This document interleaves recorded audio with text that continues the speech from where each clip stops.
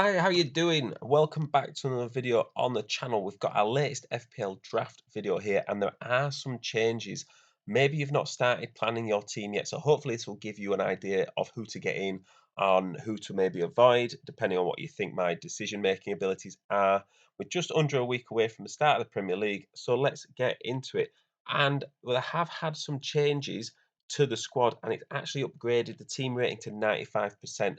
Shout out to Fantasy Football Hub. I use their team rating tool that they've got on their website to tell me how my team's doing. They think that it's better than it has been before. Let's see if we agree. And we've made some changes in goal to start with. I've gone with Onana from Man United, swapped out Edison.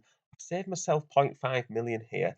I've still got a goalkeeper that I think plays for a team who will make top four. He's 5 million, which is an absolute bargain to have someone like that. And I think he's going to be starting every week.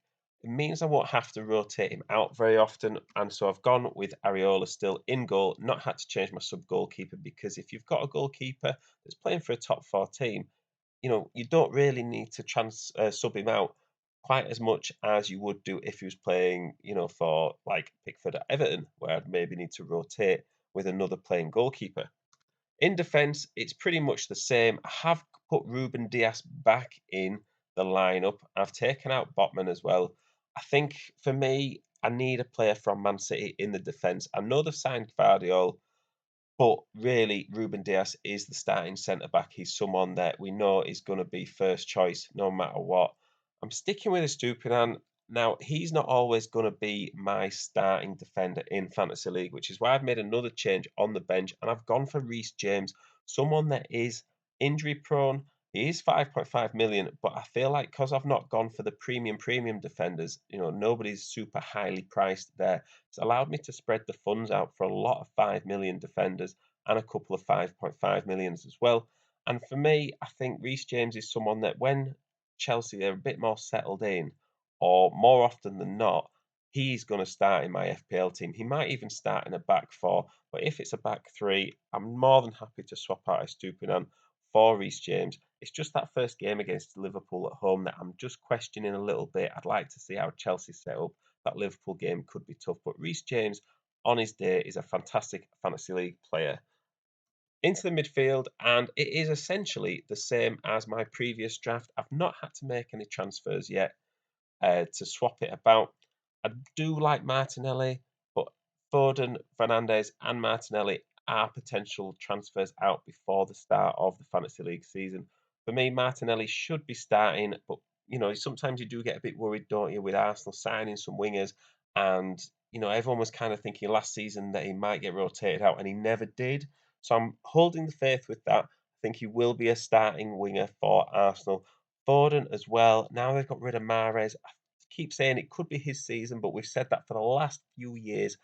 Will it finally make sense for Man City to play Foden a bit more? I think so. And I think they'll do it. And I think he will have a really good season. 7.5 mil could be an absolute bargain for Phil Foden. My problem with Fernandes is maybe he might be playing a little bit deeper, and obviously we'll know that as soon as the Premier League season starts. But by then, I'll have to sort of be making transfers for that to change it around. If I could upgrade him to Rashford before the deadline, I think that might be the move to make, or at least it's the most likely move to make in my head as of right now. And we'll go on to the strikers. The starting strikers keep the same, they speak for themselves. On the bench, I've gone with Adebayo from Luton. Now, for me, it's more of like a feeling for a pick because I like Luton's story. So I like to have a bit of Luton representation in my team. If I was thinking purely FPL, I mean, he does start for Luton and he is a good player.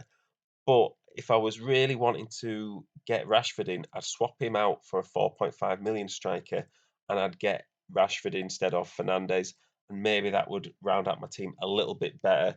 The overall value is 100 million, so there's nothing left in the bank.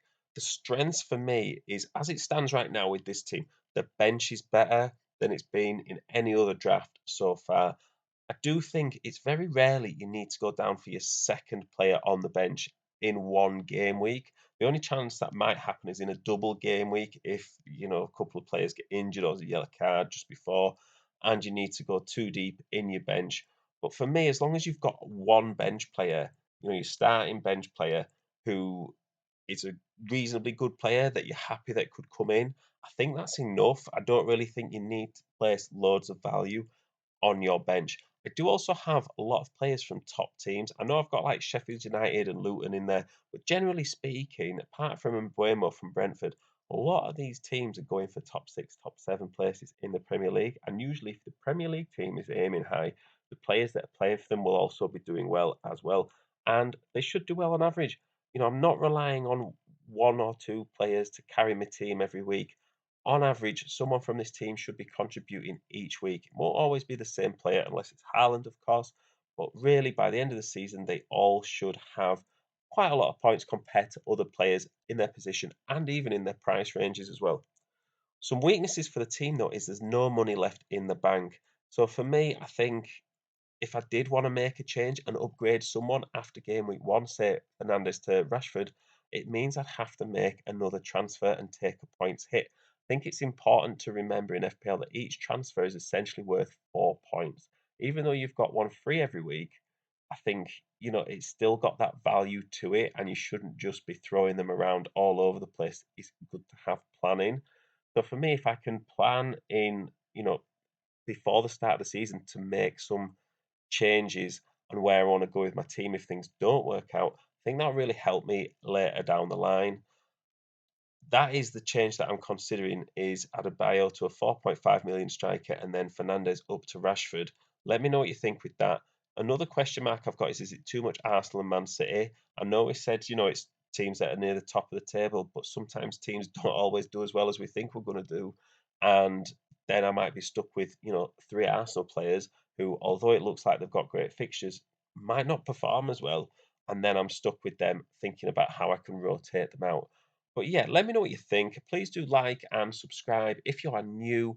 It's great to hear some feedback. Hopefully, it's helped you with your teams. Have I pretty much nailed it? I think this is the strongest draft I've done so far. So yeah, I will see you in the next one.